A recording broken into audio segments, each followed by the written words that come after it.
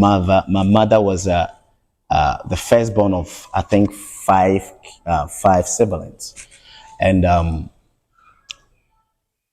she married, and was looking for a child, couldn't have children, and then the backbone, the sister of my mother, had a lot of kids, and then my mother was just seriously looking for a child, couldn't have a child, and then God miraculously gave her a child.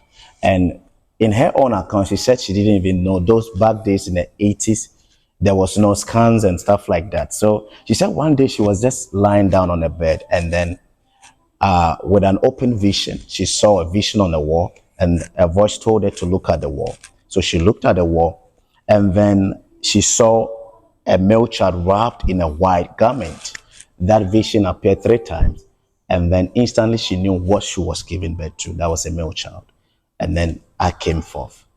But there were different supernatural occurrences that happened, after I was giving birth to. There were cases of me being reported to be a police officer.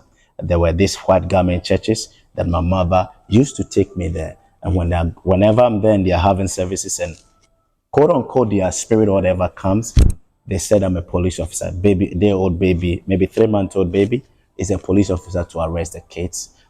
Arrest the spirits. And so they have to take me out of the place. And then when they finish operating and they are gone, the spirits are gone, they bring me back in there. So these are signs and indications that, the child wasn't a normal child. The child was somebody who was ordained for something special in the family and to the world. Yeah. That's kind of touching. Now, when you say when the spirits are gone, what type of spirits are you talking about? Okay, so back then, okay.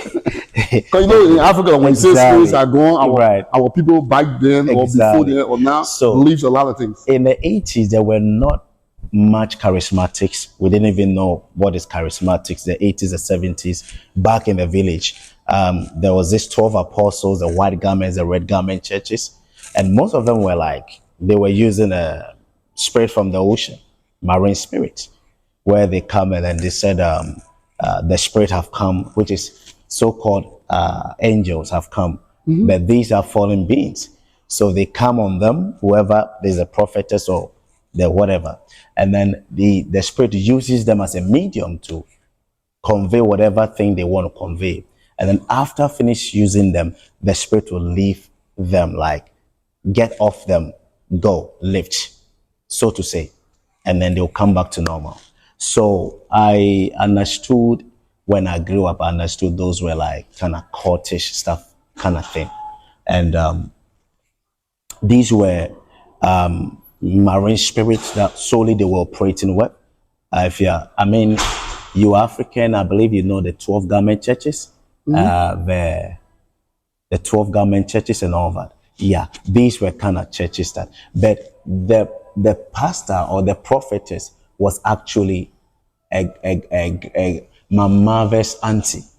So that is how the connection was. Yeah. So let me see if I clearly understand this from my audience. So basically, when those alert spirit came upon your people, yes, your people in the village, your parents, the spirit was, I would say, irritated by your presence. Exactly. So the spirit will ask them to excuse the baby out of it. Yeah. Wow. Exactly. Now this will bring me to the question now. So with that being said, what is the story from your life that when you came to know yourself as a